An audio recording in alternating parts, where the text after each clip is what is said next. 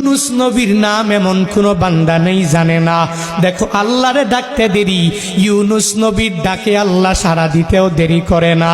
যে ইউনুস নবীর ব্যাপারে আল্লাহ কালামুল্লাহ শরীফের মধ্যে সূরা সফফাতের মধ্যে আল্লাহ জানায়া দেয়, হে নবী আমার, ওয়া ইন্না ইউনুসা লামিনাল মুরসালিন।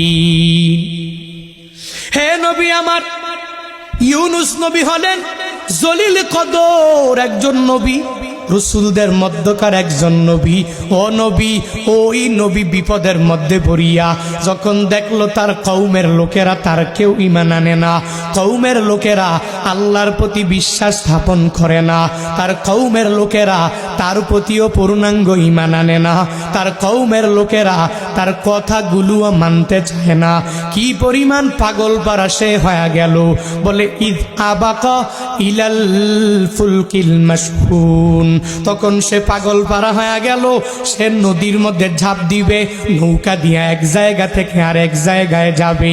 কি পরিমাণ পাগল পারা, এমন কোনো বান্দা নাই ইউনুস নবীর এই ঘটনা সম্পর্কে ধারণা নাই।